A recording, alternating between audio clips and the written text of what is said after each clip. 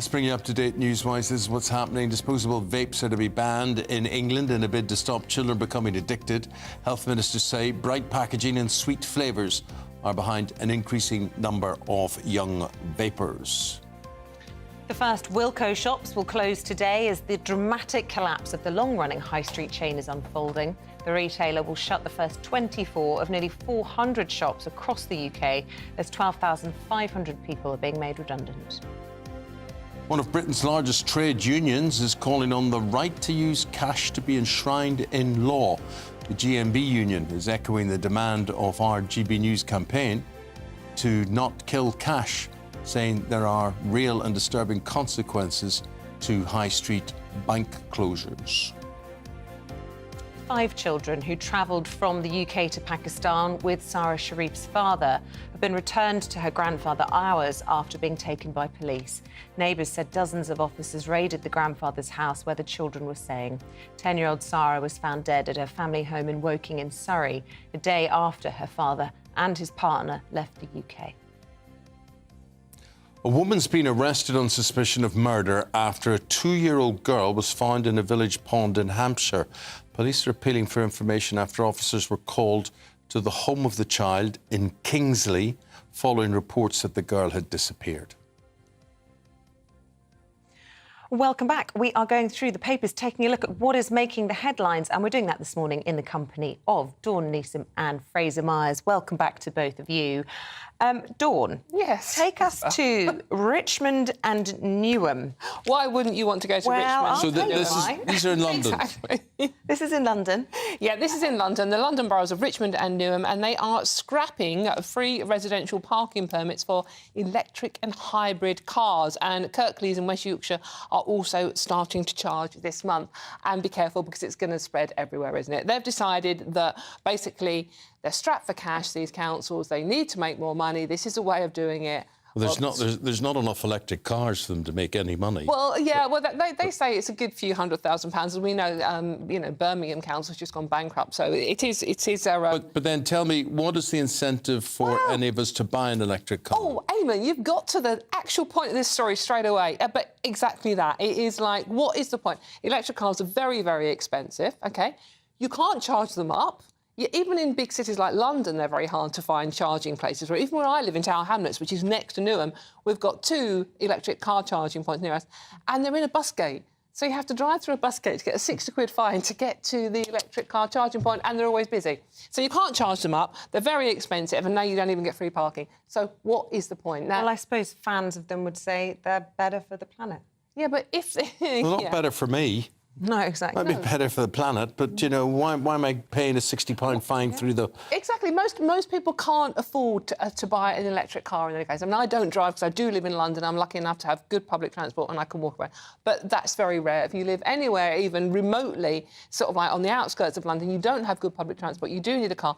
But electric cars are so expensive still. And things like this are just not going to encourage people to do their bit by saving the planet by buying them, are they?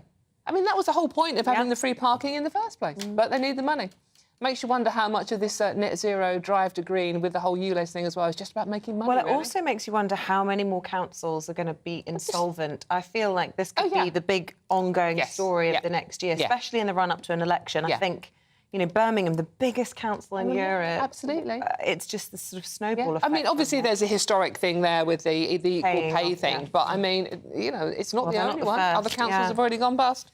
So, we go to The Independent, and Fraser, you've got, quite a disturbing medical consequence of whether you are a day person or a night person, an evening person or a night owl. Yeah, so this huge study of over 60,000 women in America, I assume the results apply similarly to men, has found that if you are an evening person, then you're significantly more likely to develop diabetes. They sort people into what they call chronotypes, so it's an official thing, whether you're an evening person or a morning person. What are you? Even accounting for... I'm an evening person. Oh, dear. Even despite how sprightly I look right now, I'm not a morning person. And they looked at this and they said, even accounting for all kinds of other lifestyle factors, that has a big impact on diabetes. And in some ways, it's not surprising, because if you stay up late, you're probably more likely to be drinking, you eat less healthily, you know, if you have move less. You essentially you're probably I don't know. People who get up early probably have a better sense of routine, plan things a bit better, probably plan their meals and have a better control over their diet. So it kind of makes sense. Are you an early bird or a night owl? I'm a complete lark. I can get up at 3 o'clock every morning, so it's a good job. My name's Good job. Dawn, isn't it? yeah, perfect. Eamonn, what are you? Well, oddly enough, Isabel, we live in a twilight zone. We're neither one nor the other. Somewhere. Autumn approaching. Oh, right. This is the story of the day for me. Right, OK, go on ahead. Right, this is the horny, flipping spiders. I love this story. Sex-crazed spiders Sex-crazed in the mail. I love this headline. It's a perfect headline. This is, Daily Mail Online. Sex-crazed spiders are going to be invading your homes this autumn.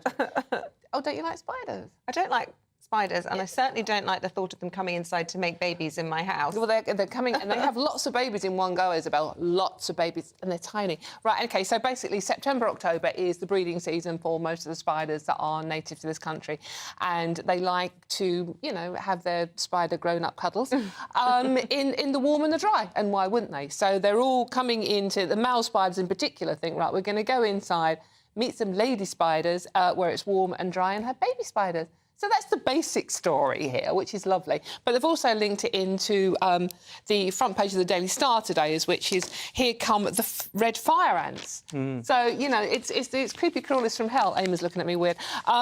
So we are now going to be invaded not by spiders, who are doing grown-up spider things in your home, but also Asian hornets are going to be on the way, as well as the red fire ants. Well, how are these getting in then? Well, because this is climate change, Isabel. They're because just we're breeding. not driving electric cars anymore, obviously, so it's all our fault. So, yeah, the red fire ants are coming over from the continent. They're getting in here, I don't know, probably on illegally. boats across the channel. The hornets came on a banana boat. They came on bananas. They're all coming across the channel. I'm blaming the French. Right, OK. Ed Sheeran. So he likes a wedding or two. So he's posted this video on Instagram where he has essentially crashed a couple's wedding and starts sort of serenading the pair of them at the moment just before they get married. I personally would probably be a bit annoyed by this. Yeah.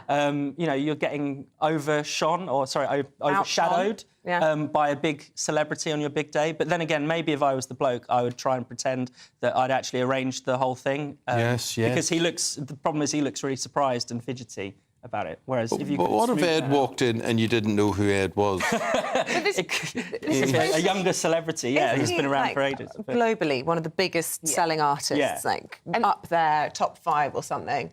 But I agree with you, Fraser. It's not all about you, Ed. Yeah. This is their special moment. This is the vows. And the thing is, what a surprise. He actually managed to serenade this couple. This was one of the little white wedding chapels in Las Vegas, and they happen to be a British couple as well, which is very handy because everyone in Britain knows who Ed Sheeran is. And he happens to serenade them with the new single off his latest album. I mean, what were the chances? But, to be fair to Ed Sheeran, he does this a lot, doesn't he? Like, when he's on tour, he goes to local schools. I mean, he's either very, very caring or he's actually very, very up on what makes a very good publicity stunt. This is not an Instagram feed, by the way. Ed's put this out himself. This is a window on my life, I can't go to a hotel where someone doesn't come up and tap me on the shoulder and say, my daughter's getting married in the next room. You wouldn't go in and see them and whatever. To the point where I got a phone call from a dear friend 2 weeks ago, whose wedding I was going to, and he said to me, we don't just want you to go to the wedding, we want you to conduct the ceremony. Oh, my Lord. Indeed, that's what I thought as well. So I've buried George Best, right? So his family phoned me and said, we don't want a priest or anything, but we want you to do George's funeral ceremony. And now I'm going to marry Charlie Lawson, Jim McDonald from Coronation Street. Yeah. Oh. So there you are. I should maybe become some sort of preacher. Yeah, you also did a tribute at Alison Hammond's mum's funeral, didn't you, as well? Oh, but yes, but it was a reading. Yeah. You're available for hire. I'm available for hire. I seem to have a seamless link here, though. So you buried George Best. Yes. I went on honeymoon with George Best. Whoa. Tell me more. Oh, yes. Well, which one of his weddings were? Which one of his wives? It was when he married Alex. Right. And, I was working for a newspaper and we were doing the story. Were you an unwelcome guest? No. I was invited. I actually sat on the beach watching, in Mauritius, sat on the beach watching the sunrise with George Best. Oh, sadly missed. Much sadly missed. He was actually absolutely charming, Eamonn. Very Yeah, it's lovely coming up to an anniversary this month. 60 years since George made his debut for Man U. There you go. Should we talk about Kylie Minogue? Oh, yeah. She's age-defying, isn't she? Well, I think she makes a very good point here. She's talking about people to just shut up talking about age, isn't she? She is, yeah. The point of this story, this is our, it's in on the Standard Online, I think it is. She's given an interview. Her new single, lots of music links, called Padam Padam, it's been a viral success on TikTok. And Kylie is saying, well, I'm a bit surprised because TikTok is for young people, and they seem to like it. Therefore, she is assuming that ageism really isn't that important anymore. However, I do beg to differ. Kylie is 55 years old. She's had a 35-year career. 55? Yeah, I know. But that's the point, Eamonn. She doesn't look it. She's always this little princess of pop, isn't she? She doesn't look old. And she goes, well, ageism isn't cool, but I think it's on the way out. And I actually, speaking of someone who's slightly older than Kylie, beg to differ there. Because I think it's actually getting worse. Do you? Yeah, and if I obviously don't look like Kylie Minogue. If you're listening on radio, I really don't look like Kylie Minogue. But if I had £1 for everyone that said, oh, Matt, I'm dressed up as Lamb, and that is, well, they might have a point. But, They do not. Is this on your social media? Common, yeah. That is increasingly Well, yeah, but common. social media is not normal life. But you know what, Isabel? It's from other women as well. Yeah, yeah. Jealous? That's what it is. Oh, thank you. you. look like a supermodel, and I. Oh, thank you. No, I'm not having that. Well, That's outrageous. The thing about, you make an effort, and so many people don't make an effort. I was watching something on Instagram last night about a woman walking through a town centre, and she was really beautifully coiffured and dressed and whatever, and they were just showing everybody turning their heads. But you want to see how everyone else was dressed. It really was, yeah. I just think I'm old school, Eamonn. News flaws. Well, you're Dressed top smartly. school. Flawless with it. Top of the class. Here's Alex Burkhill.